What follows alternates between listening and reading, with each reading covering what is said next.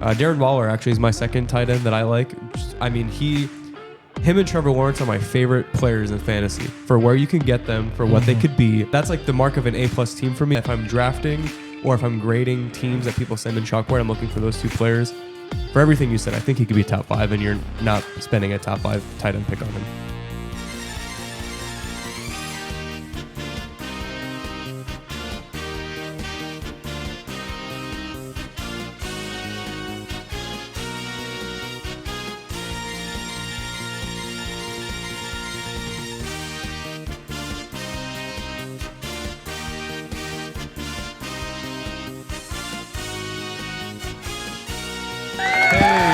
Welcome back to Guys on Sports. We have a great show for you planned, but before we get into what we're doing today, last week we did our quarterback recaps for the entire offseason, who you should draft. Go check that out. We also interviewed Clint Moles, a national champion, played for the Colorado Buffs. Great guy. In the Golden Day. It was a great interview. You should check that out. This week we are going to be doing our tight end recap. If you missed the offseason from us, this is the episode to watch because we're going to tell you which tight ends we like, which ones to draft, which ones we don't like. I like a lot. Hard to hate a tight end, but we're gonna tell you something to avoid. Anyways, we have a doubleheader today as far as interviews goes. We have Entsuah here. He's gonna be coming in studio. Played for FSU, won a national championship with Jameis Winston. Also is a little bit in the political game now, so he's gonna talk about that. Is he running for what is he running for? Congress, right? Capital C. No, I believe it's. I should know this. I believe it's Senate, but we can ask him. Hey, we'll ask him, and you're gonna find out. Yeah. We also have Adriana Iofolla on the show. She's going to be calling in. She runs a podcast, New York. I want to get this right. Everything New York Giants podcast. She's a reporter, and essentially, if you need to know anything about the Giants, she's the person that you will be asking questions to, and we're going to be asking her some questions. So without further ado, let's get. Oh, and sorry, next week, Chad Hill, coach for the WFA. Yeah. He is a friend of the show. He was on last year, and he'll be on next week. So a lot of stuff that you should be checking out. Please like, comment, subscribe, and now TikTok take. Time to check my social media, to see who loves me online. So I only have one because we kind of have a jam-packed episode today. Yeah. This was on... One of many, though, because there were a lot of real choice topics. Yeah, There's a lot. Lower that a little bit. Lower my voice. The levels. You seen it? You heard it peak, right? Yeah. Yeah. How's that? A little bit more. That's good. Yeah. There you go. All right, cool. So this is a comment about you saying Rashad White is better than Breece Hall. Better? I said as good. More talented. Maybe more talented. No, as talented. You definitely said as talented. Kyle on TikTok said, nowhere close to Breece. That's absurd. And then 512 Dre said, yeah, that's pure poppycock, malarkey, athletically and as a football player. I think I responded to that. BH is so greater than White. Yeah, I'm sure What these guys... What a fucking comment, right? Yeah. I mean, it's a good comment. Nice. Well thought out. No, I don't know if I'm being nice. I don't even... What is this guy in the 30s? Like, I like the poppycock. That's pure poppycock, malarkey. Yeah, I feel like he was trying to be... Funny? Yeah, he was trying to be funny, and he was. He made me laugh. He made me laugh. Trying too hard, bro. Yeah. Just, have you watched Rashad White? Really? Or you're just saying it? You might be just saying it. I think you're just saying it. I have watched a lot of Rashad White. I know you don't like Rashad. You haven't watched Rashad White. I have. No. I have because the game, I don't have the, last year I did not have the NFL package. So I got stuck watching a lot of Tampa games. Yeah. And this is what I saw with Rashad. Yeah. Great receiver. Mm-hmm. That was where the majority of his fantasy points came. Yeah. When he was a runner, he was pedestrian. Yeah. He did not separate. Yeah. So that's my point. He did not separate. He's not a wide receiver. No, but what I mean is he didn't separate from other rookie. I felt other rookie running backs looked much better than he did. I agree with that. But this is what I'm saying. Did you watch him? Okay, because I think you're watching it. No, I know, but you're just watching the game, and he's not popping out to you. But that could be there's multiple factors to that. I feel like he was behind a decent, not a great line, decent line, and I felt like he is cautious and hesitant as a runner. And so as a receiver, it works, but as a running back, I'm not willing to say at some point Tampa isn't going to put somebody else there. Oh, wow. You're going there. Huh? So I think he's going to be a committee running back. I don't think That's so. what I think. I think Rashad White is a horse. Yeah, I think so too. Giddy up.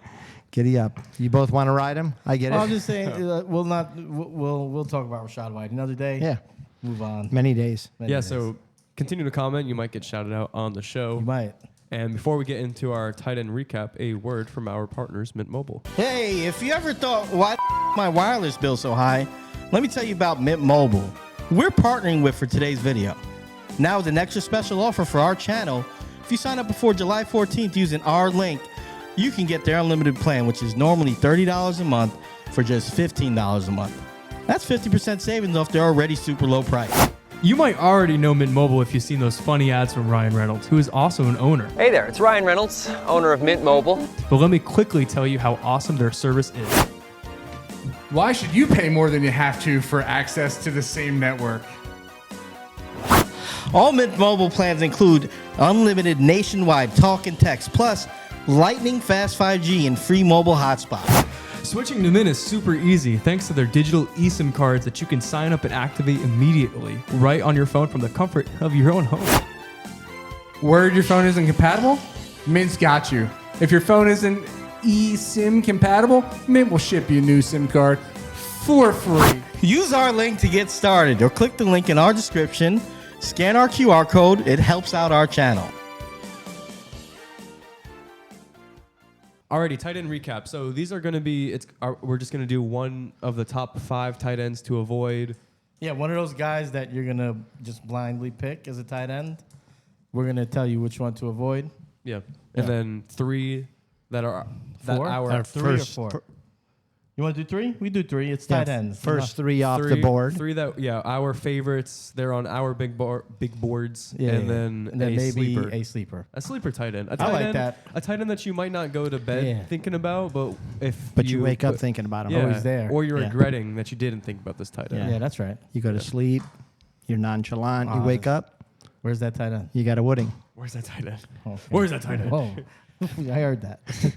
All right, so Rocky's name is first on the board. Yeah, isn't it crazy why I'm always first? Well, maybe but- it's because you're on the right of the panel. Yeah, or age. I think it's age. Well, age Ageism, before, what is yeah. it? Age before beauty? Yeah, but look at you too, so that can't be the case. I mean, come on now. I'm doing okay. All right, so wasn't again, confident. we have to pick one that we would avoid. And so if there's one that we would have to avoid, I would say George Kittle. I like George Kittle. I don't think he's a bad tight end. In fact, I think he's athletically everything you want. My concern with him is he seems to get injured, seems to miss a lot of games, and I think you're still probably having to draft him a little bit higher than other ones, and I'm a little bit afraid of his injury concerns. Nice. My first 3 off the board, if your first is in Kelsey, there is something wrong. Kelsey is the only tight end Are you that drunk? I would justify picking in the very first round. And then after that, I've got Dallas Goedert. I love the offense. I love his skill set. I feel like he does a pretty good Kelsey impression with knowing where to be, finding the gaps. And I think that there's a camaraderie between him and Jalen Hurts. And then the one that I really like this year is Waller. And, I hate that I like him because, it gives me a reason to root for the Giants. Yeah. But in every draft that I could, I have kept him or picked him up. So I feel really strong about how Waller is going to be. And then my late round flyer, and this guy is going 21st off the board, and that is Jake Ferguson of the Dallas Cowboys. Who I the think hell? he is something else. If you look Wow. at his distribution Just in dandy. if you look at his distribution in the preseason, he's been playing with the ones. I know they drafted a tight end, but I don't think he's quite ready. And in preseason, he failed to pick up the blitz packages, which is number 2 thing that a tight end does. So I believe Jake Ferguson is going to be somebody you can get almost last round or last tight end off the board who could really produce for you. Waiver wire too. Yeah, possibly. I mean, the only pushback I have to say about that is there are so many other tight ends that are considered sleepers that have the same value that could do so much better. But I don't know that any of them are going past Jake Ferguson. So I mean, that's we'll true, see. You know, but- yeah. So I'm looking at this is the last pick of the last round. Like you totally neglected tight end. Yeah. You in fact probably didn't even draft one, and you could like You- drop somebody. You drafted Jake Ferguson, and then you dropped his ass on the rest of the league and got some. Okay. Who else did you have? You had Kelsey. At Kelsey, first three off the board was Kelsey, Goddard, and Waller. My Okay. Waller, not Wallet. And my one to avoid is George Kittle. George Kittle. Okay. And then my deep flyer is Jake Ferguson. Okay. I Can like we- that. Do you want to do should we do a fourth one? There's a lot of tight ends. Yeah. Do you want to do one more? Sure. Yeah, As surprise far as bonus. who would be my fourth off the board, Yeah. I would probably go, and this is a little bit of a challenge between Mark Andrews and TJ. Okay. I honestly would probably go with TJ this year because I feel like there's a lot more options in Baltimore. And so I do think Andrews is going to he's going to eat, but I think it's not going to be quite as much as Yeah. TJ. Yeah. Okay. And I just like the value that you get for Hawkinson a few, like maybe 2 rounds later. Okay, my turn. Here we go, guys. So for my tight end to avoid that I have to pick, man, It's tough. I feel like Kittle was an easy one. I feel like he kind of punted there. Wow. I do. I'm saying because I think everybody's kind of It could be the truth though. yeah. I think so. I'm gonna go with Kyle Pitts, and I know I probably stole yours, but I think Kyle Pitts is being talked about a lot as a top tight end option going into fantasy this year. And the argument I would have is that that's kind of been the tail of the tape for the last 2 seasons, and he hasn't produced. I think London is going to kind of be the guy. I think Bijan is going to be the engine for that offense. I do think Pitts will have a role. I don't know it's the role that we expected him to have 2 years ago when he was drafted. So I fade him. All right, so then my first 4, we're doing 4 now, right? Yeah. Tight ends off the board. Obviously, Kelsey, no-brainer. You don't even think twice about Kelsey. I'm going with you with Waller. As I said before, Waller missed 1 season with a bad injury last year. Cocaine addiction, but Cocaine. He smoked weed. Smoked weed. terrible. And you can't keep putting it. He'll never come on the show. he hates Yeah. hearing that.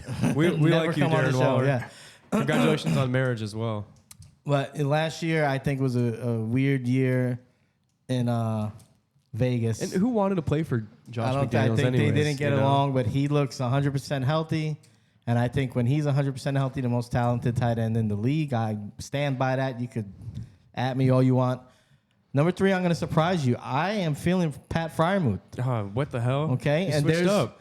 I switched up because I'm not closed-minded. I watched some of his tape. Might have been the first person to say that Freiermuth was going to have a good year. Well, I said that early I off watched season. some of his tape, and he doesn't blow you away athletically, but Pat Freiermuth knows how to sit in his zone, knows how to find spaces in defense, and I've seen it consistently on his tape from last year. I just watched the cut-up of like his highlights. Yeah. He knows where to sit for the ball, and I think Pickett, who's going to have a year, he may not be a Pro Bowl quarterback this year, but he's going to throw the ball around a lot. Yeah, he's going to do well. And I think outside of probably his number 1 target, Pickens, I think Freiermuth's going to be right there with Deontay Johnson. And I think he's going to probably score north of like 6 or 7 touchdowns. Oh. So the 4th, which is the toughest for me, man. Because you backed yourself into a corner with Mark Andrews. You can't pick him. No, it's not that. I'm really down on Mark Andrews in fantasy because of the weapons they put around Lamar. Man, I'm gonna have to go with. I'm gonna have to go with Andrews. Damn, that sucks. Yeah, so I'm going Mark Andrews as my 4th tight end. It's really just based on talent, chemistry between him and Lamar, and there are going to be other targets around them. But if He's the most reliable. he is the most reliable out of the guys left, I still would be hesitant to take him where he's going. If somehow he fell, then I'd feel a lot better about it. But yeah, Mark Andrews, regrettably. And then my steal is going to be Chigaquanquo, as I've said all offseason. I think he's due for a breakout. I think in that offense with old Tanny Hill looking to toss the ball over the middle of the field, not really trying to stretch it. I think Chig fits perfect. He's athletic, and he makes plays after he catches the ball. So perfect guy. I think he could. I got him in our draft super cheap in the auction draft. I think you're getting him late in drafts too. Well, you actually spent more than I did on Njoku. You pushed me. I bid you up on that one. Yeah, you Yeah, I felt a little hatred towards it because Yeah. I wanted Chig and I got stuck with the Joker because your brother didn't bid on him. So Yeah. yeah, I agree with this list. I almost put Andrews in mine that I'll get to in a few minutes, but I couldn't because is Mark Andrews getting cut still at the end of the year? So, I do think. yeah. I think so. So you know what's interesting about Mark Andrews, and the only kickback or pushback that I would say is not only is Likely there, but there was the tight end no one talks about that was drafted before Likely last year who didn't play because of injury. But if you've watched him in the offseason, in the preseason, he has really been making a name for himself. And there's talk within Baltimore that he might actually be the second one up and not Isaiah Likely. And I'm looking for his name real quick because I'll take one for two. Yeah, Yeah. We're becoming an Charlie Kohler. Charlie Kohler. He's buried behind Andrews and Likely.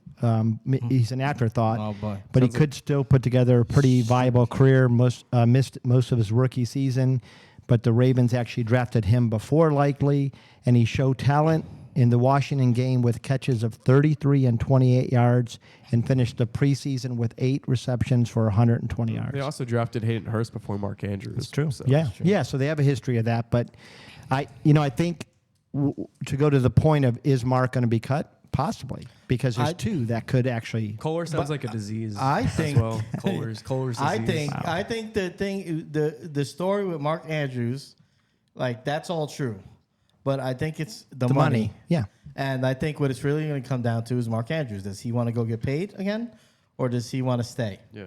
And if he's willing to take a pay cut, I think they'll work with him. If Mark Andrews wants to get paid, he's not going to be a Raven next year. I think it's that simple. They're not going to give him another double-digit contract, like double-digit million contract. Yeah. They're not going to do it. It doesn't make sense when they got 2 guys on the roster. They just paid this receiver. Then they drafted receivers the last 2 years, and then they're going to go out and give Mark Andrews $11 million. I don't see it. He has to take a pay cut. We're becoming an anti-Mark Andrews podcast. I like Mark Andrews. He's going to go somewhere else and get paid for a team that needs him. Yeah. No, just we just like inadvertently keep talking about how he's gonna get cut or he's not on our big boards. Well, you brought not it a up. shot. I also don't have him on my big board. Speaking of mine, the tight end that I am going to avoid is actually Kyle Pitts. Great argument, that makes sense. But I'm gonna go with George Kittle as well.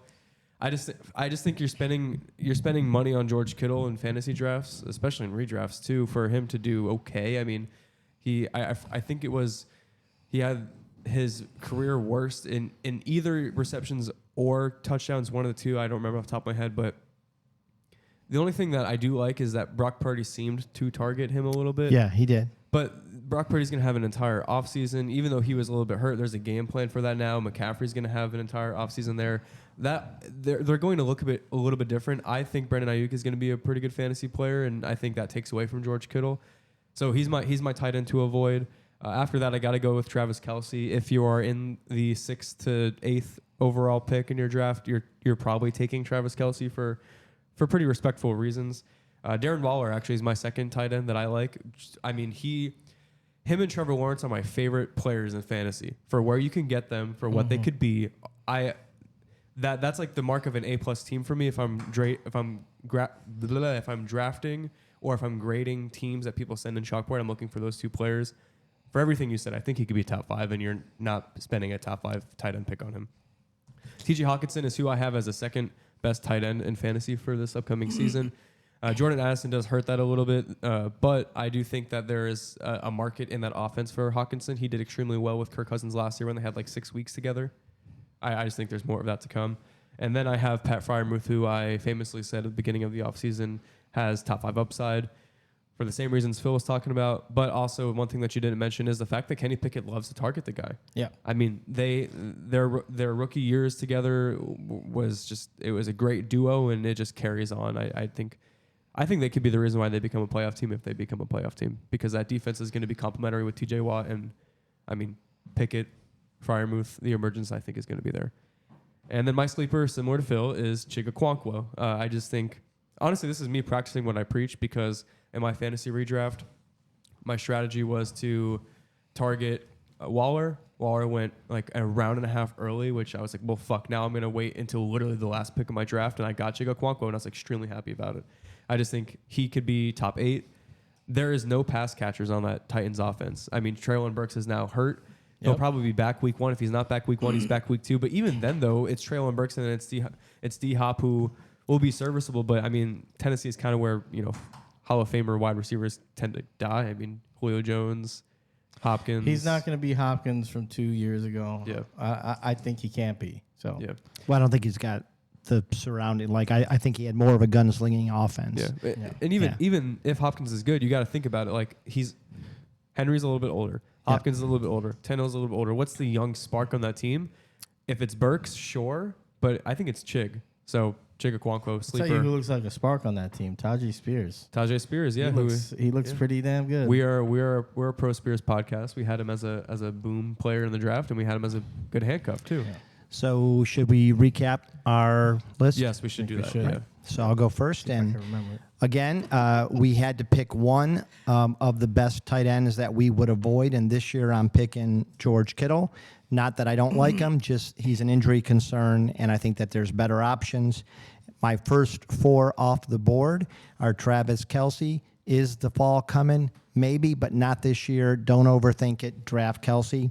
Second, it would be Dallas Goedert. I love their offense, and I love what he does. He knows where to be and where to sit. Or where to put it. Really high on Waller with the New York Giants. He has looked amazing, and he's looked like he is Kelce, very much like a Kelce tight end. And then my 4th would be T.J. Hawkinson. And then my late round sleeper, one that you could pretty much wait to the last round to pick up, is Jake Ferguson of the Dallas Cowboys. All right. And for my tight end that I must pick to avoid, I'm picking Kyle Pitts. I think it's all flash, no substance. There's a chance he revamps in another location. I think it's looking rough out there in ATL. All right. And then my first 4 tight ends off the board. Number 1, as we said, Kelce. If you go anybody besides Kelce, you're drunk or you're high, all right? Number 2, Darren Waller, for all the same reasons you said, and they're putting him on the field as a wide receiver as well. He's going to get snaps at wide out too. Number 3, I'm going with Pat Freiermuth. I think that offense, that quarterback, the relationship they have, I think it's going to bear fruit this year.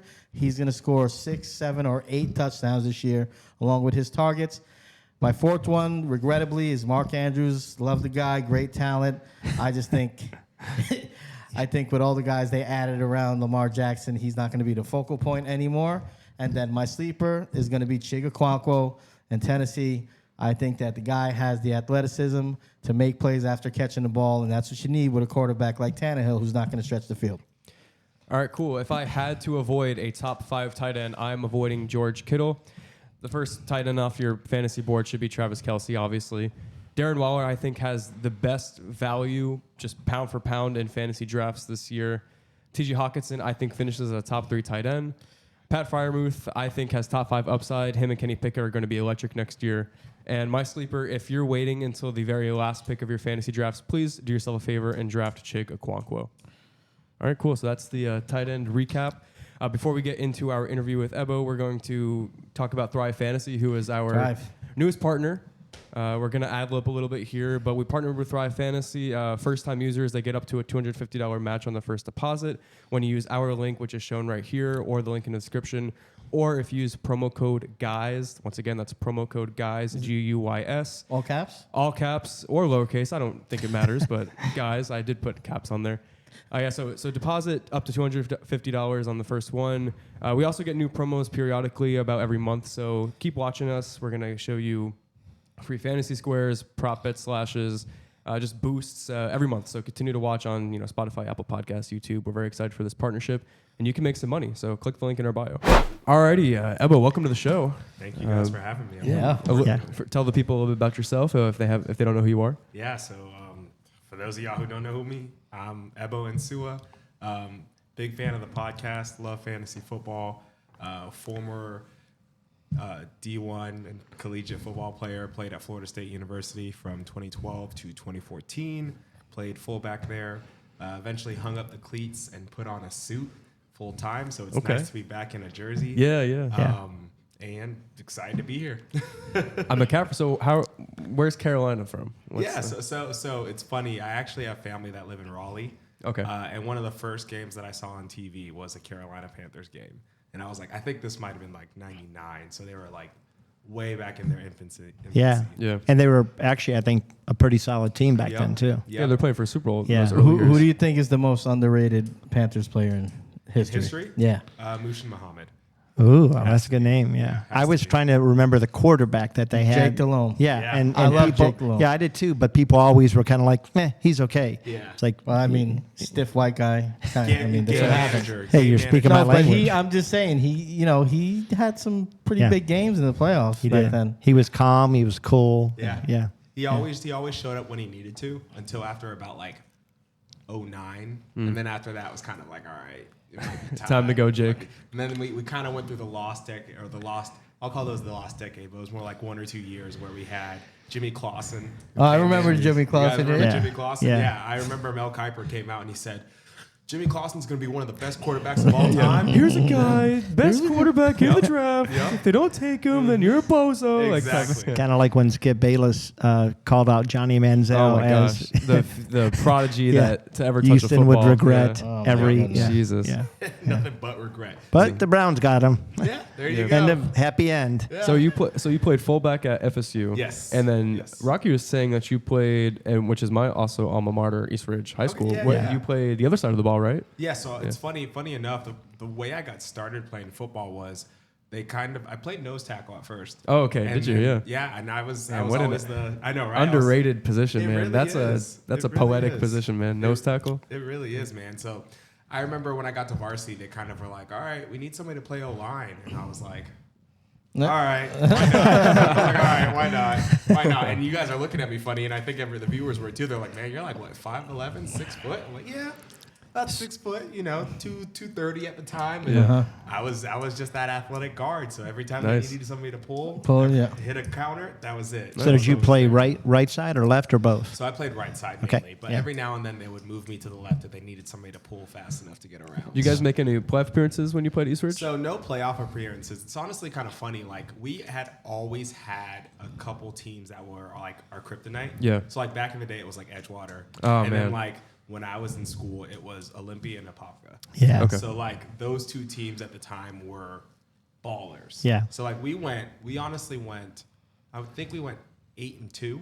Okay. 8-2. It's pretty respectable. Just lost us to Olympia and Apopka, and that's why we didn't make the playoffs. Yeah. Was Coach Head the coach at Olympia at that time? Yeah, Great- that guy great was. name. Yeah. Let me tell you what. I played football with that guy. He was intense, man. It's a baller, man.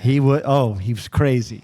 Crazy good. Hey, look, could you do me a big favor? Get closer to the mic because we're not going to get him on Gotcha. there. Okay, yeah. perfect. All right. We had when I was there, I never played, but I was around the team a lot because I had friends that played. Okay. We had Coach Pira, Yeah, yeah. but they would call him Coach Yeah. P. So there was Coach Head and Coach P. So, Yeah, yeah. nice. Synergy. That's a great nickname. Works really well together. Yeah. But no, I remember I spoke with him a couple times, and I know he went off to University of Louisiana. Yeah, he went to UF too. Yes, and that's where I believe he is now. Yeah. It's funny. My wife is she's alumni for University of Louisiana, so like she knew Coach P when he came for that small time. Yeah. And then he went off to UF, so it was big coincidence for the most part. So, okay. Yeah, no, go ahead, please. I had a question. How long have you been playing fantasy football, number one?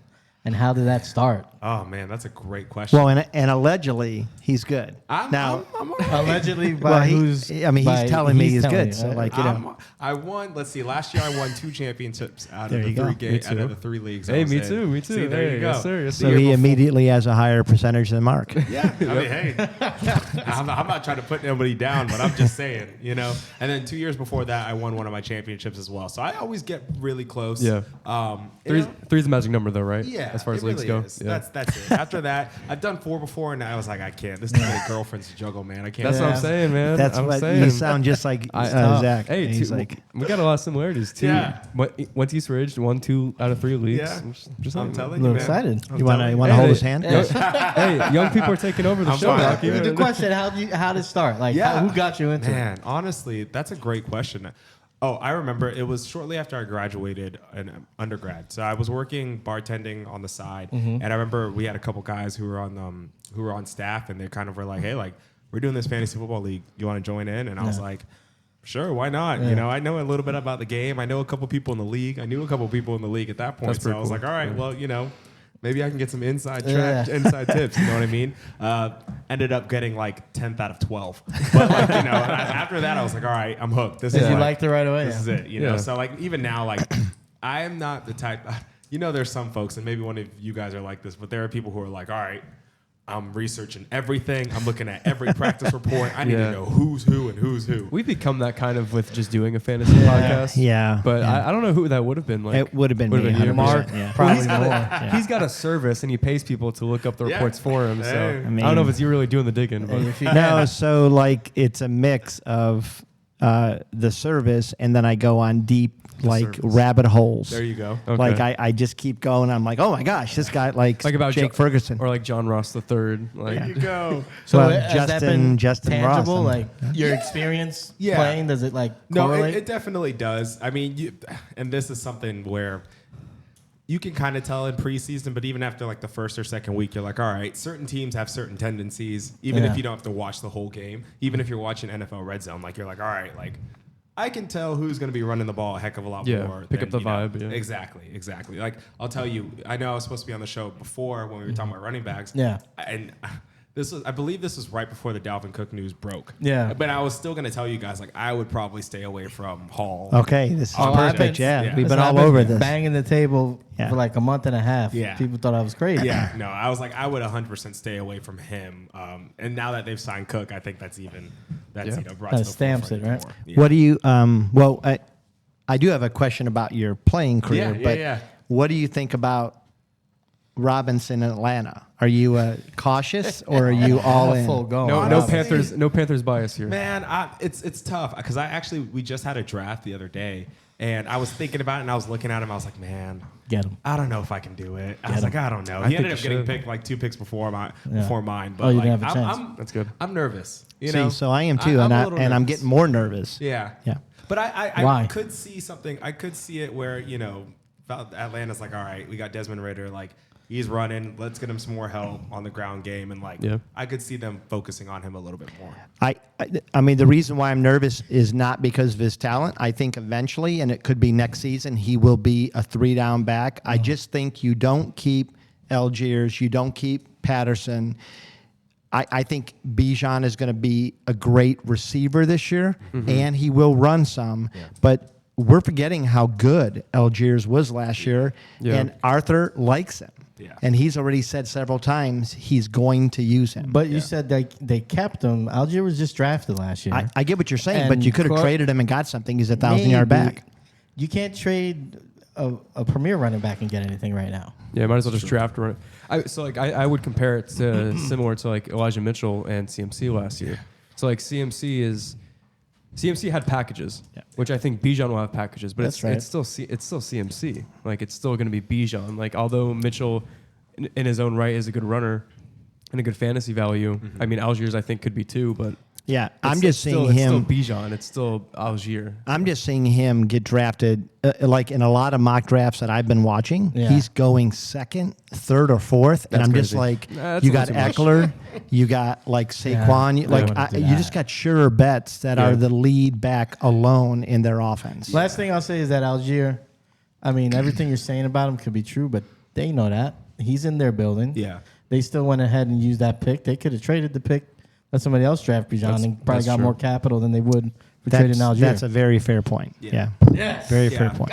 No, I'll definitely be interested to see what the Falcons end up doing on that front because I had Algier last year, ended up getting them, and I was like, all right, good, this man. Is Yeah. good. This is real good. Turned out to be good, yeah. So Glass slipper. talk to me about your transition from you were offensive line in high school, and then you go and tell us about your journey because you actually did play D1, not just any D1. Yeah. Florida State, during a great period of the Seminoles' history. So, Florida State. oh my gosh! He had him ready. He had him ready. Unlike this one, That's awesome. Yeah, that's a softball tournament. Yeah. That's this one was a lot harder to work for. So I mean, you know, the show. wow! Look at this. When we talk about transitions, and cool, man. and honestly, it's funny because a lot of folks really, I've had a lot of folks come up to me and be like, all right, so like, tell me, like, you know, That's awesome. everybody says they can play Division I. Everybody wants to know, like, oh, what's it really like playing Division I? Like, it's different. You know what I mean? Just from a talent perspective, just from a physicality perspective, it's really different. You know, and don't get me wrong. East Ridge, we weren't no slouches. You know, everybody was a little smaller at my time, but we were all athletic. We knew how to battle. You go up to that level, and even when you're playing folks, you know, that Olympia team we played, that Apopka team, nothing but D1 athletes who went to, you know, Alabama, Tennessee, Georgia, XYZ. So, I mean, like, you would go up against them, and you'd be like, all right, like, this guy's got about 3-4 inches on me. He's probably got about 20 more pounds on me. But, you know, I'm going to go up against him, and I'm going to whoop him. I'm going to see what happens. You know what I mean? At the collegiate level, everybody's like that. Yeah. So, I mean, you walk into the locker room. I walked in. I was like, man. I'm in the land of the Giants, man. Yeah. Everybody here is 6'3", 6'4", 260, 270. Freshmen I was coming in with were, you know, 6'2", 225. You know, they still had baby fat on them, but you could tell, like, this is a dang specimen that is ready to be chiseled into something else. Yeah. You know what I mean? Yeah. And it's honestly funny, like, making that transition from O-line to eventually what I played fullback in college, it was one of those instances where they asked me. Like, I came in as a preferred walk-on at the time because I knew a couple of guys in the area who were playing at FSU, and they needed people to come on.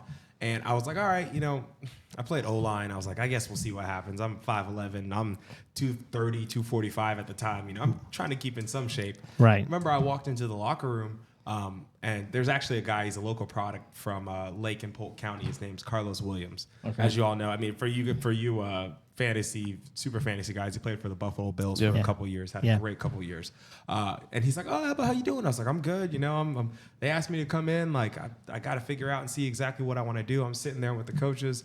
They're looking at, we were looking at jerseys, like putting on equipment and gear and stuff. And they go, what position are you coming on as? You know, like, what do you want to play? And I was like, I don't know, man. I was like, I mean, in high school I played O-line, but I'm athletic enough where I could, you know, move a little bit. Yeah. I can move a little bit. I can run. I can block. And they go, and I'll tell you guys this because there's a coach who coaches O-line. He coached O-line at FSU for a very long time. His name is Rick Trickett. You know, and Coach Trickett was not known for being a very nice guy. I feel like most O-line coaches are a type of coach. Yes, he was known for beating you. He's gonna beat that playbook into you. He's gonna make sure you're dying every day at practice. You're gonna get good. Don't get me wrong. But he was not great to work for. So Carlos comes up to me. He puts his hand on my shoulder. He goes, Ebo, you really want to play for Coach Trickett? And I said, no, I'm good. I said, nah, I'm good. So I said, you know what? I'll be a fullback from now on. And, you know, and honestly, that transition was pretty seamless for the most part. Yeah, nice.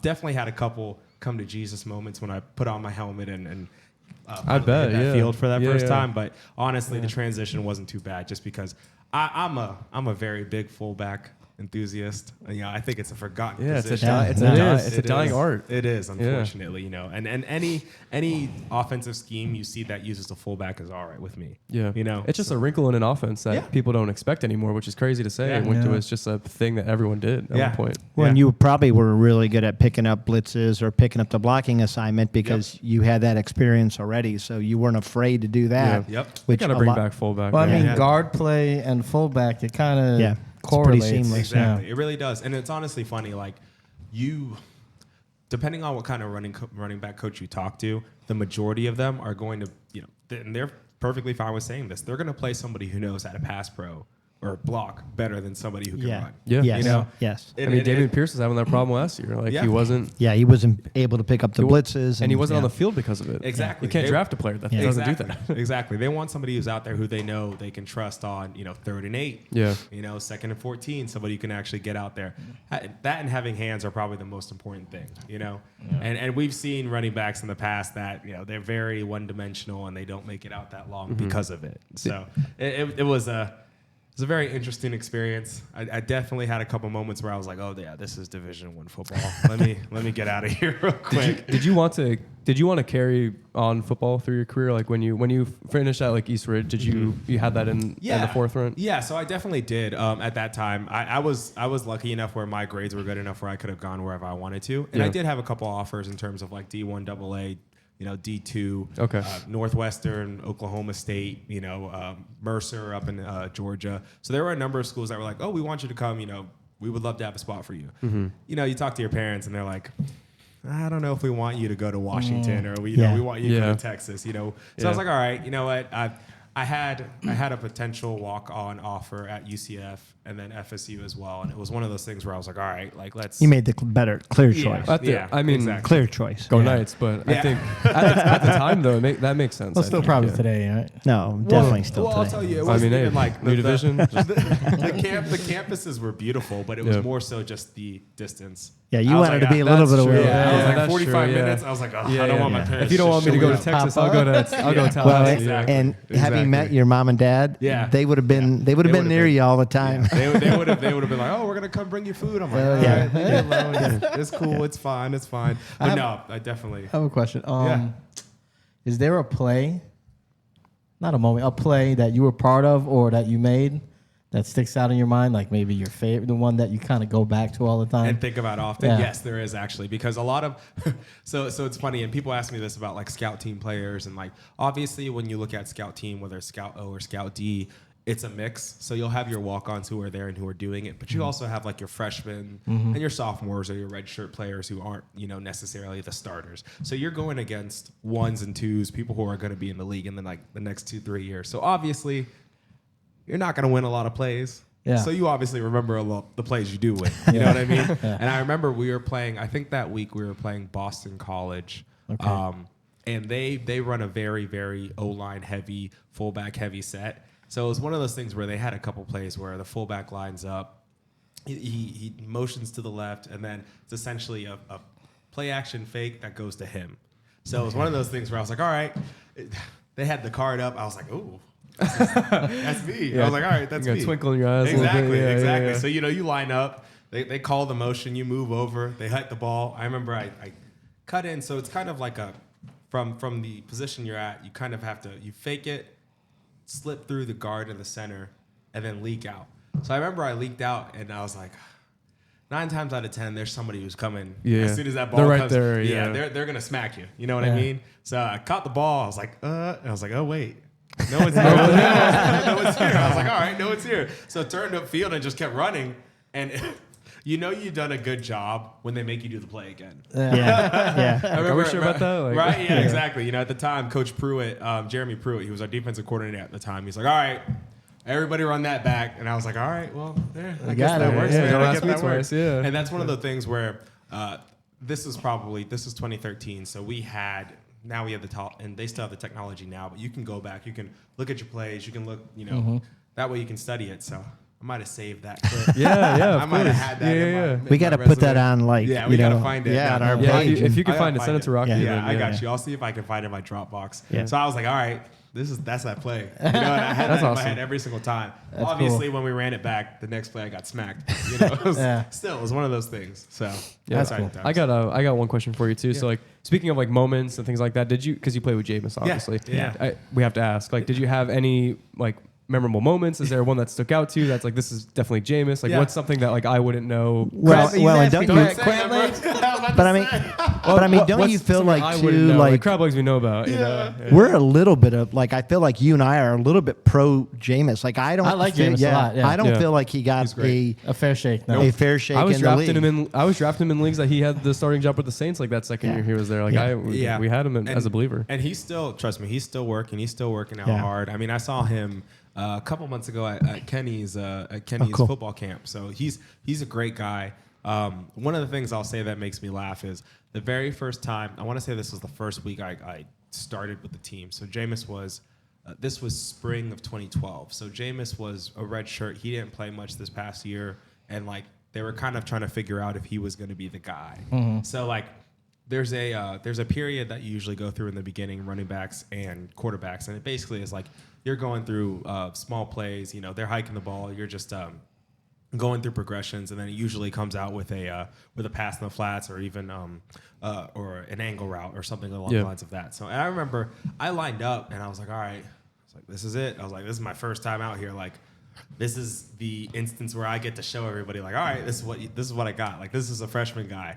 And Jameis is like, all right, just make sure your hands are ready. And I was like, wait, what? I was like, what do you mean? So I ran the angle route. You know, it's like a 45-degree planted, hit, turned my head, and ball's coming at me like 50 miles an hour. Jeez. Got my hand up. I caught it. Don't get me wrong. I caught it.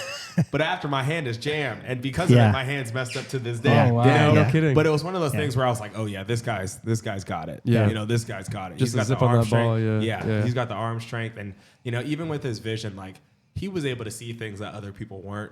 And I think the LASIK definitely helped him at that no time pun intended, as well. Yeah. So trust me, he's a great guy, great quarterback to have, great leader, just nice all around. I always like quarterbacks that are not afraid to throw it, take risks. I think with Tim, I don't love the coach he had. Who was it? Was it Hunt or not? Was it Hunt? No, he had Cutter. Kevin Cutter. He had a Lovey too. Yeah. Lovey's never been an offensive guy at all, and then Cutter, I thought, kind of did him a disservice. Yeah, he definitely, in my opinion, he wasn't really used as well as he should have been. No. And I mean, you could have just seen just from his numbers, like his touchdown ratio was so high. It's crazy. You know? Yeah. And especially for those last 2 years, they went. Well, I feel like he was used, like the best we saw of Jameis being used correctly was the season in New Orleans when he got hurt. He was like 15 touchdowns, 2 interceptions. They had figured out a way to craft an offense based on Jameis. Yeah, that's when they focused in on him too. I feel like a lot of the times, especially with the Saints now, like they're on a different direction. But like when he was like the ipso facto, like that was, I mean, you kind of saw what he could have been. Yeah, no, and it's true. And I mean, honestly, that year when he was going into free agency, you know, I talked to him, talked to his manager. I was like, man, like you have so much potential, and like you could do great anywhere. You know what I mean? You could have gone anywhere. You know, Texans at the time. You know, there's so many other options. But he was like, man, I just love New Orleans and I love being there. So I was like, all right. I was like, I mean, we get that. I mean, we were there. Yeah, we were there. We got that. It's not that city. You know? I mean, he had Peyton too, so like it makes sense, like from a growing standpoint. I mean, can definitely learn from there. Yeah, he's a genuine guy. Yeah, definitely. 100%. Well, talk to us a little bit about what you're doing now, and even more importantly, you've got a pretty big race coming up here shortly. Yeah. So talk to us about what's new for you. Yeah. So as I said before, like I've put on a suit now. So like me wearing this jersey is still nice even for myself. And now I'm on city council for the city of Claremont in Central Florida. So I kind of took off the cleats, put on shoes, and wanted to basically just help my community and the people around me. So I've been on it for a number of years now. Was the youngest ever elected, and now I've kind of decided to move on to that next step and run for the state. So. Yeah, there state you go. Senate. Yeah, that's awesome. Senate, so. Some would say that local politics is tougher than college football. Yeah, I would agree with that. I would definitely agree with that. Yeah, that's cool. From a physical to a mental standpoint, I would definitely both agree drain with that. you probably. Yes, definitely, 100%. So, how do you feel about the process of running for Senate? Like, what has been the most eye-opening thing for you? Yeah, so I would honestly, I would link it to like conditioning. Like, you have to do this, and you have to do this every day for a very long time until you feel good about it. And even when you feel good about it, when you step up on that field, you might not be ready. You know what I mean? So it's been a very, very long, it feels like I'm doing 110s again, up and down, up and down the field, just gasping for air every 10 minutes. So, I mean, it's been good though, talking to folks out in the community, getting to know your people. There's so many different people here in the area, and it's such an awesome opportunity to get to know them all. They might not agree with you on everything, but the fact that you're talking to them means more to them than anything. Yeah, so no, that's awesome. That's the aspect. I feel like you can't like hate you though. I mean, hey, listen, you'd be surprised, right? But I what I've always admired is like I like that you have a new way of looking at things, And I think it's time to get a younger voice into the politics in the state of Florida. It's been kind of run by, I mean, no offense to Daniel Webster and some of the older guys, but they've been there a long time. And I think we just kind of need a little bit of a change, a little bit of a new voice. Just some energy. You know, it's like when you've got your journeyman running back out there and he's doing great, getting his 15 carries a game. And, you know, every now and then you want a little rookie to come in and spry it up a little bit, you know? Get a little bit of juice. But I don't think this is helping you. I think you should throw on a Jacksonville Jag or maybe a Buccaneers. Honestly, we're I was gonna say though, as far as like hatred for a fan base goes, like who hates Panthers fans? You know, exactly. Like Remember me? Rocky, I did actually Why say do you that. hate Panthers fans?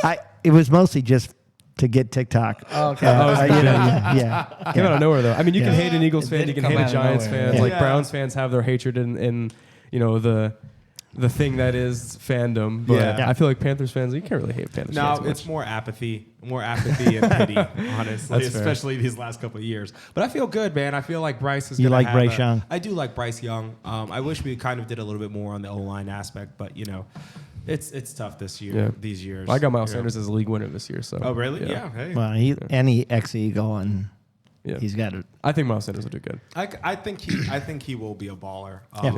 He's just got to play. Yeah, he's just got to play. That's the only thing. He's just got to play. Yeah. You know? All right, well, Ebo, this is great. Yeah, appreciate you coming on. Hopefully this will happen again. Oh Yes. yeah, 100%. Do you have any last things you want to tell anybody? Yeah, I mean, you know, hey, get involved in fantasy football. It's a lot of fun. You know, learn more about the game, learn more about the players who play. You know, I got a spot for you in our league. I'm about to say, you let me know. It'll be 4, but I'll handle it. For you, I'll handle it. Okay, see, Zach would not handle it for us. Yeah. You know? For you, Three's my I got magic you. number. It'll be He tough, spurned but I me. got you. It's one of those things where, you know, I enjoy having multiple because I can just pick up people that I failed to pick up before. Yes. Yeah, that's true. Yeah.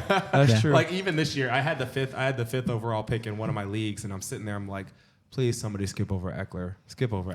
And of course, the 4th pick is Eckler. So I'm left with... I got Eckler with my 3rd overall. Oh, really? So, Yeah. See, so big my Eckler guy. Ended up having to go with Travis Kelce. And I'm Well, like, I all had right, the worst draft in the history of my drafting in his league. Did you? Because I didn't realize that I was at my max for players. Yeah, that was so bad. And so I just sat there with not being able to bid, seeing the players that I felt really strong leaving for like very cheap. It just was so frustrating. Well, that's user error. Maybe maybe it weren't in the playbook. I mean, in my defense, Go ahead. we didn't know how many. I Well, thought it was 20. It was 21. We did know, though. It was Like, we 21. knew. You didn't mention that you were taking it down for COVID. You're wrong. Well, that was 2 years Every ago. business has to change something It's for still COVID. COVID. COVID's still here. No. baby. COVID's still here. Well, COVID's always going to be Yeah, here. it's still here. Is that like a legacy league? Or is that Dynasty. Yeah, Yeah, okay. Dynasty. Yeah, I don't know how y'all do that. I can't do it. Oh no, it's great. Have you tried it? Or? One year but you I would be hooked, man. I'm Yeah, telling you. you'd get into it. His league is fun because there's contracts and cap salaries, so it's a little bit more GMing. Yeah. Doing. I like that. Yeah. I like Yeah. GM. No, you would like it. I mean, I don't know if you have I'm the new to it bandwidth as right well. now, but you'd like it. Hey, I actually won. I won in his league first Oh, year. really? Yeah, you did. Okay. Yeah. Well, maybe I'll think about He it. tied for the win. It's but- just one of those things where I More points scored, so tiebreaker in goes my to me. head, I always thought like, oh man, if I draft this person this year, I'm stuck with them forever. Nope, you're not in this league because there's contracts. So, Okay. so you can Okay, cut the so you just player, cut you the can player. trade the Cut player, them, you pay the penalty. let the contract expire. I think both Yeah. of our leagues are similar to that, to They're where similar. they're built to have movement about Okay. every 2 or 3 years. There's a limit on the contract years you could do. Okay. Yeah. So it's Yeah, like, and there's penalties, so there's an incentive to not sign somebody for 4 years unless you're really sure, because Yeah. you're paying 100% of the contract. So you Okay. know. See, I didn't even know that. All right. Well, dang. yeah, man. So All right, cool. I think you're gonna stay with us and help during Are our you interview. staying on or no? Yeah. If y'all need me Oh, to, you just doesn't outroed matter. them. I Right? didn't know that. Oh, are we out? What? We're fine. No, yeah. It's up to you. Maybe Yeah. we can cut this part. Yeah, I can cut it. Okay, no problem. No, that's Would fine. you like to stay on for our interview, or do you No, have that's fine. somewhere do you have to go? I'll probably head home. Okay. Okay. Yeah. Yeah. Yeah. that's fine. Save my intro. I appreciate that. So I got you, bro. Yeah. you were correct. I was wrong. Okay, and we're here with Adriana Iofolla. Adriana Iofolla, also known as New York Giants Fangirl on Instagram, hailing from the podcast Everything New York Giants podcast. How are you doing today? Good. How are you? Doing all right. So tell us a little bit about what you do, Adriana. So I have, like you mentioned, the Instagram account and a podcast. I also have a TikTok account. But basically, my page the goal is to be informational, educational, and entertaining. So if you come to my page, you will learn everything that you ever wanted to know about the Giants. You'll know about contract negotiations, injuries, players to watch in upcoming games, how the Giants can win, what they can do to improve. Basically, everything you want to know about the Giants, you can get from my page and my podcast. All right. So before we get to like the questions, I wanted to know personally, how long have you been a Giants fan? Was it from birth? Did it come from your parents? Did you kind of catch on to the team later on? Yeah, so pretty much from birth. I didn't really have a choice, but I always joke that thank God my papa was a Giants fan and not a Jets fan, because it could have been a whole lot worse. I grew up in northern New Jersey, so our area was pretty much split between Giants and Jets fans. And my grandfather had season tickets, so my whole family is Giants fans. We went to games growing up. If we weren't at the games, we were all together watching them at my Nana's house and eating pasta after. So I had a really, really good experience and good memories, and obviously some tough years with the Giants, but I think all the Super Bowls make up for some of the rougher years. Yeah, not as bad as the Browns, right? Right. So he is calling. Could be worse. Yeah, he is calling me out because I have the exact same history as you do, eating pasta, being with my grandparents, but I am a Browns fan. That's why he's calling me out. But that's fair enough. Yeah, I do respect the Giants so much more than the Jets, who are just, to me, a trash team. But yeah, well, I got to interject a little bit here, too, because I come from the other side of the coin. I was born and thrown into Jets pajamas. My dad's from Hoboken. But, okay. But after that, I mean, we're not getting, this isn't about me, but I'm now an Eagles fan. But I know that they're staring at me here in the studio after... Yeah, you know, JETs were. Well, he's mentioned. got multiple. You jumped ship from a Jets fan to an Eagles fan. Yeah. Get him. Yeah. Don't bait me a little too much, but I mean, born in Jersey, lived there for a year, literally. Moved to PA as a 2-year-old child, and watched football with my uncle, who's an Eagles fan. So. Yeah, we blame it on, he's still young. He's still he hasn't quite become himself because he's a Jets/Eagles fan. I've got he's a Magic / Sixers fan. He just doesn't know who he is yet. But we're hoping, okay, Rocky, okay. Yeah, you can always change your mind. You can always come to the good side. I'll be polite on the call. Yeah, I won't. You won't get down to this level, Rocky. No, because we respect your opinion, but just not that one. So. Well, I have a question because you've kind of grown up and you've been immersed and you just love the Giants. I can tell it. Who is your all-time favorite New York Giant? So I always feel a little cliche when I say this, but he really encapsulates the Giants for me, and that's Eli Manning, because when I grew up, he was the quarterback.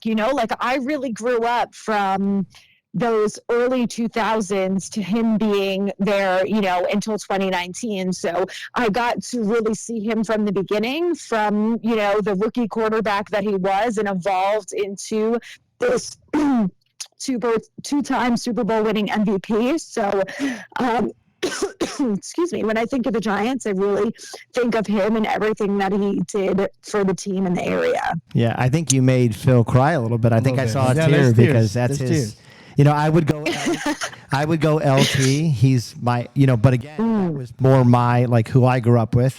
Yeah. I always respected him, but Phil is an Eli guy. I'm an Eli guy. I grew up with him the same way you did. Yeah, you can't go wrong. I think he just really, the Giants have had so many amazing players that I think you can't go wrong with who you choose. But the thing that I love about Eli is I think he just kind of encapsulates everything that it means to be a Giant on and off the field. And I just really admire him. I was at work the day of his retirement ceremony, and I was watching it at my desk, just sobbing. And I was living in Massachusetts at the time. I was in my office in Boston. I'm surrounded by Pats fans, and they're just laughing at me. And I was like, "Wait till Tom Brady. Just you wait. Yeah. You will do the same thing." What they're laughing about. They should be rejoicing now that they, I mean, you guys took the two. That's the one thing that I like about the Giants, because the 2 times that I had to watch a Super Bowl of the Giants Patriots, I did root for the NFC East in this. I didn't want Tom Brady to win those rings. So I guess thank you a little bit, Eli Manning. In those 2 championships, I was 100% a Giants fan. Mostly because I just can't stand. I was rooting for Patriots. a good Super Bowl halftime and maybe some good highlights, but Tom Brady losing to that was icing on the cake.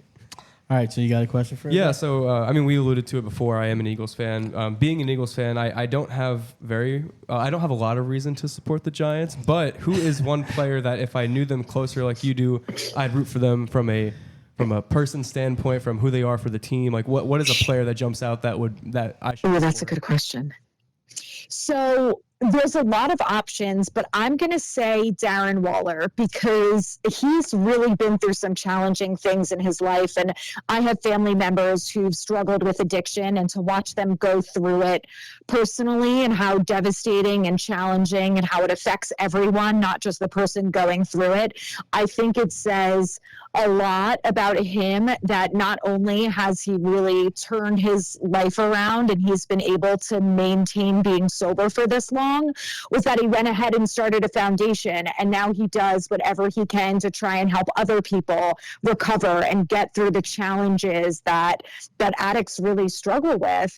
And I think it's amazing what he's done, and I also love that he wears the number 12, and part of the reason that he wears that number is because of the 12-step program that he really believes in. No, that's a big Yeah, I think he's just one of those guys that you can't help but like and want to root for, and he seems extremely down to earth and humble. So he's got a really good story. So that would be who I would recommend. No, that's a great answer. And funny enough, we're a fantasy football podcast, and we across the entire board are pro Darren Waller for fantasy, and now I kind of have to trade for him and root for him because and that was a great answer. I didn't know any of that, so that's awesome. Yeah, I've been low key picking him up in every single draft that I can. And I didn't know the story, so that makes me feel a little bit bad now if I ever said anything negative about him. But no, I think we're all believers in Waller. So. All right, I got one. Yeah, he seems like a great guy. You've been following Cam pretty closely, right? Yes. Okay, so what one player? I know who excites me, but what one player excites you the most going into the season? Not named Waller. Oh, God, there's a lot. I'm going to say Trey Hawkins, because I think a lot of the rookies have impressed and grown a lot. And, there's a lot of guys who are going into year 2, like Kayvon and Aziz, who we're expecting a lot out of. But someone like Trey Hawkins, as a 6th-round pick, I honestly didn't expect anything from him. I was like, if this guy plays a couple snaps, maybe he'll be on the practice squad, whatever.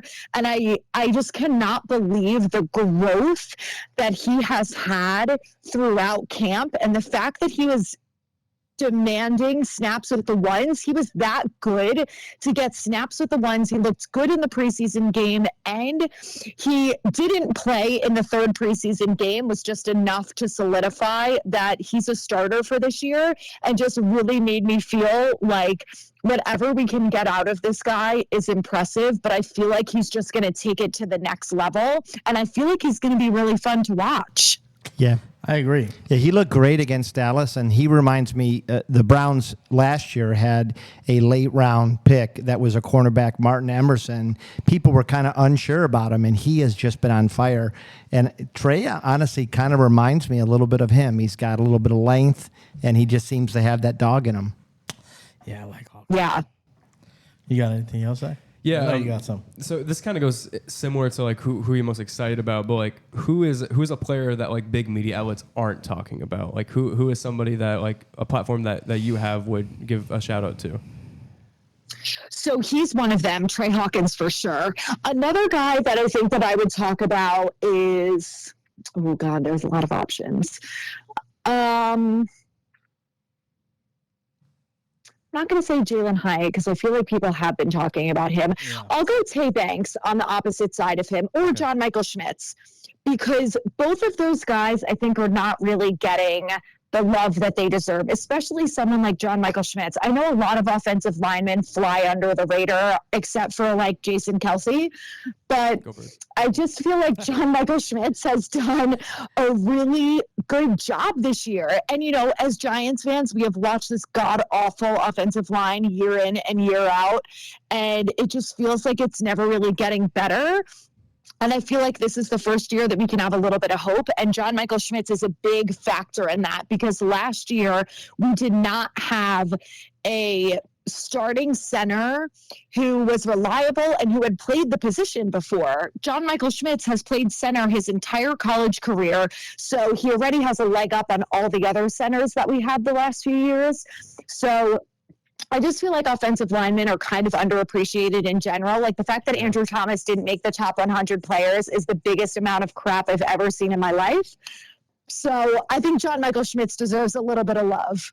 Yeah, good answer. That's true. The top 100 is, I mean, I digress. Yeah. Andrew Thomas. It's awful. Like, bias. I still think Andrew Thomas should have been on there. Yeah. All right. So here's a good one. Which NFC East team do you hate the most? That is a good question. Oh, it's the Eagles. Yeah. Go Birds, man. Yeah. Go Birds. Anybody that throws batteries at like receivers or Santa Claus, boo Santa Claus. He was asking. He was asking for it. Yeah. Yeah, and this is my problem with Eagles. I say this all the time, so I'm sorry if you guys like follow my channel, haven't heard me say this before, but the Eagles, this is how I define the fans in the division. The Eagles fans are mean. Like, I can deal with trash talk. I grew up with 3 brothers. I have dealt with trash talk my whole life. My husband is a Pats fan, so like I get it. But what I don't like is like fighting people, throwing beers on people. Like, I heard stories from women who were like, I literally got spit on by grown men at the link. And I was like, that is too much. Yeah. No, I have disgusting. I have been to that stadium, and I can tell you I have seen things that are not. I don't know. Yeah. I don't know how to defend it because it is shitty behavior, but man, if you're gonna be the worst, you might be the worst, right? Like, that's so. we had to make use of that jail cell we had at the old stadium, like you know. Yeah, right. So, is there any team in the AFC that you like, even remotely like, or that you kind of like? If they're playing, I kind of like them a little bit. What I'm asking is if you're like a little bit like Zach, yeah. So I do always say that if I wasn't a Giants fan, I probably would be a Bills fan. But outside of the Bills, I think because I probably just love Joe Burrow, I think he's very hard not to like and root for. But I would probably also root for the Bengals. Like, I like watching them. I love watching Joe play. I mean, I just think he's so much fun to watch. Someone like Mahomes, but I'm done with the Chiefs. I've had enough of them. Me too. Yeah. So yeah, they're kind of boring. We got to see someone else win this year. Yeah, like the Eagles.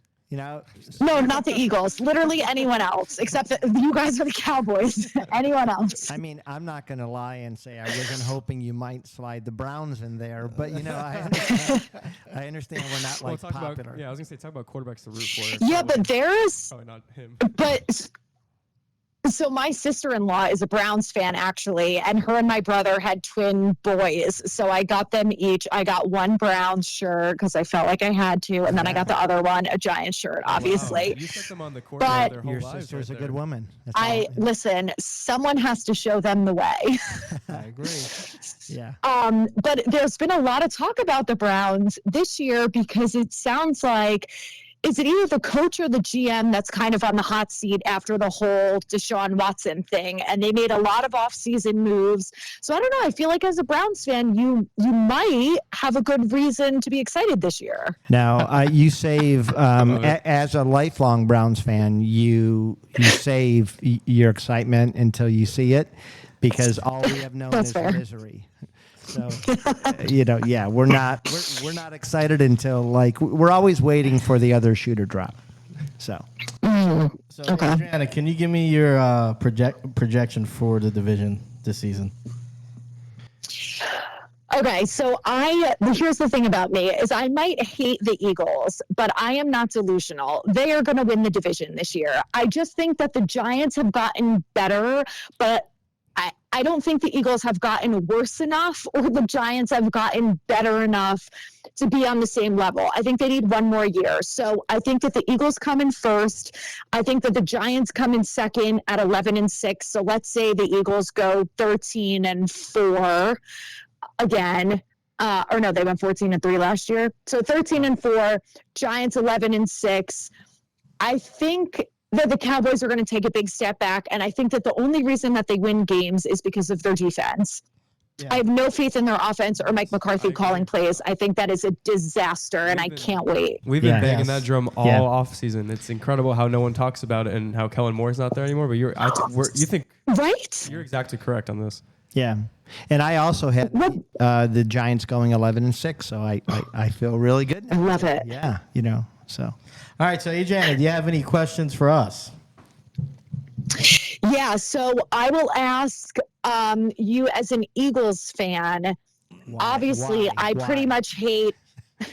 I'll be nice. I pretty much also hate everyone on the Eagles. I do feel like Jalen Hurts and Jason Kelce are likable people. I really like that Jalen Hurts as an all-women management team. I think that's amazing. But is there anyone else on the Eagles that I should consider being nice to? There's a lot of great questions.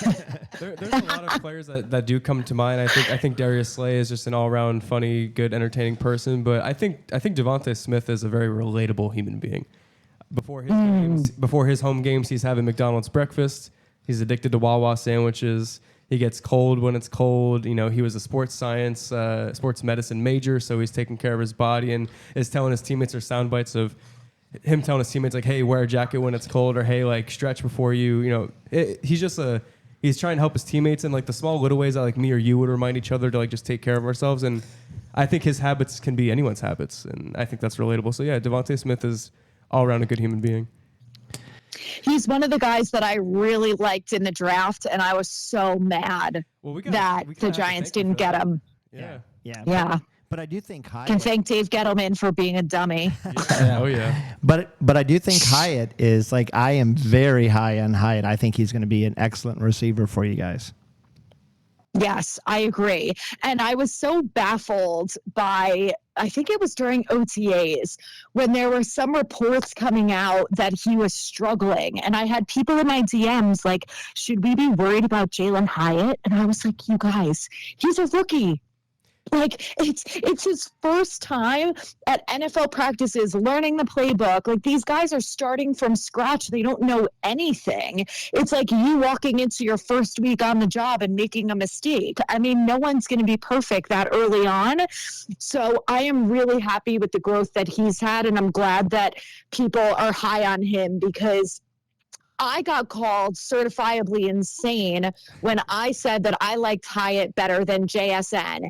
And one of the reasons why I didn't like JSN, it had nothing to do with his talent, but this team has enough of an injury history. We don't need anyone with an injury. Yeah. And now what does JSN go out and do during the preseason? He breaks his wrist. And I'm not saying I told you so. I'm just saying that maybe Jalen Hyatt was the better pick for the Giants. Yeah, no, you can claim that. I mean, hey, a long time ago, they were saying Jamar Chase was dropping balls in practice before the season started. And well, he did. I mean, he looked terrible his first preseason game. Yeah, but then, I mean, it's all, I mean, camp talk's camp talk for a reason. Yeah.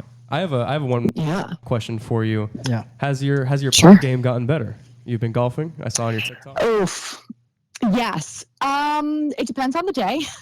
I'm still better with my irons, but it's funny. I was at this thing over the weekend, and some guy who his brother was a professional golfer, was like giving me tips on the pendulum swing and stuff like that. So I need to get back out there and practice it. I just feel like I don't get to practice putting enough. So by the time I go to do it, it's a mess. I just can't get the touch right. I either hit it too hard or it's too soft, and then it's all downhill from there. Yeah, it's a science, and then it's not a science, and it's an art, and you have to try and find I can't golf for shit. So I have reached a point where I've realized I will never be a good golfer. I've tried to get better, and I'm just like, you know what? It's not in You're you. either going for enjoyment or you're not going to do it. It's up to you. So All right, Adriana, one more for me. I just got to know, what is your favorite playoff moment? Ooh. I got a favorite Honestly, Giants playoff moment. There's a lot. Yeah. you go first. No, I mean I'm going to refer to you, but I love the pass in the Super Bowl. Which one? And I'm blanking on the gentleman's name, the helmet but catch with The helmet catch, you're saying? yes. Oh, David Yes. Tyree. Yeah. Tyree. I loved that, and it just seemed to turn the tide and break the spirit of the opposing team. So Yeah. There's a great story that's attached to that about David Tyree. I think the practice before the Super Bowl, Tom Coughlin said he couldn't catch anything. Yeah. Like he couldn't catch a cold. Yeah. Dropping everything. They were yelling at him. It was bad. And then the fourth quarter of that game, he had another big play in that quarter. You could probably remind me, Adriana. And then he had that play. Yeah. Did he catch the touchdown? Yeah, him it. That was Plax. Yeah. No, not the final one. The first one. But he had Was it him? It might have been. He had a pass over the middle too that was extended a drive too. Yeah. That was pretty exceptional. All right. Yeah. So, what is your favorite moment? That's good. So, I mean, the obvious answer for me is the Super Bowls, but I have to tell you that last year watching that Vikings game, I actually was at one of my sister-in-law's bachelorette parties. And obviously when they booked it and when I had planned to go, I wasn't thinking the Giants were going to be in the playoffs. And my sister-in-law gets it. She's married to my brother, who is like me, who is like on Sunday, do not talk to him from 12 p.m. until midnight. So she gets it. And I felt bad. I ended up missing the last dinner, but she was super understanding about it. I'm like all by myself in the hotel bar, sitting there talking to the bartender, and this little kid in a Justin Jefferson jersey comes over, and I was like, he started talking trash to me, and I was like, I am not above hitting your child. Like, do not bring him that close to me to talk shit to me when this game is going the way that it is. And the Giants were looking so good, but it wasn't until the last minute that I was like, okay, I could celebrate this. Yeah. But I think, for Giants fans, we've been through a lot of trash the last 10 years. So to have that little bit of hope, I just was like, okay, we're in a good place. We're in good hands. And I feel really optimistic about the future, regardless of what happened. Like, I honestly didn't think that they were going to have that great of a shot against the Eagles. But the fact that they got that far was just reassuring and exciting that we have hope for the future. See, I think it's an NFC East thing, wanting to, kick a kid across the room. Eagles fans get a majority of that, but case in point, Giants fans will do it too. I enjoyed last year. I mean, we had a bunch of family over, but I'd say my favorite in the last 15, 20 years was eliminating Dallas in that run to the first Eli Super Bowl when they were beating them in Dallas. Jerry Jones is the Tony Romo stuff with Jessica Simpson going on. They were talking, Patrick Creighton talking crap before the game. That just to beat them at home and eliminate them was probably my favorite win ever. Yeah. It was so good. I was thinking for a moment you might say that you hate the Cowboys more than the Eagles, but I get the Eagles hate. I do think, I hate the Cowboys. It's tough. It's the Eagles are just... There's something dirty about them. Yeah, they're both bad. I think the reason why I hate the Eagles it's more of a fans thing. Because I genuinely just think that Cowboy fans are a little dumb. Like, if you decide that every single season it's your season and you're going to the Super Bowl, I'm like arguing with Cowboys fans. I'm like, do you even know that Mike McCarthy is calling plays for you this year? Like, do you know that that's what's happening? Because if you knew that and you paid attention, you just would not be saying something as stupid as we're winning the Super Bowl every year. Like, at least Eagles fans, fine, the team was really good last year. They had a lot of talent. They're in good hands with Howie Roseman. Fine, like they have a little bit of bragging rights, but I just can't with Cowboys fans. Like, they just do not deserve it. Yeah. There's a delusion among Cowboy fans that is special. I think they lean into it. Yeah. All right. Well, if you got no more questions for us, this has been great.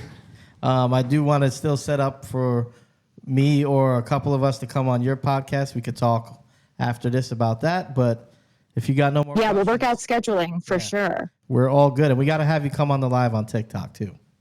Yes, we need all the help Yes. we can get. Yeah. All right. Awesome. I love a TikTok live. Thank you for your time. Yes. Thank you guys so much. We've enjoyed getting to talk to you, and I'm going to root. Go Giants. Yeah, I'm going to say go Giants over the Eagles for sure. So I love it. Bye, Adriana. All right. Bye. Thank you guys. Bye. All right. It's 26 minutes. We got to outro the show. Yeah. All right, thank you for watching Guys on Sports this week. a Tune in great next episode. week. It was a great episode. Yeah. Make sure to comment, like, subscribe. Let us know if our takes are good or bad or in between.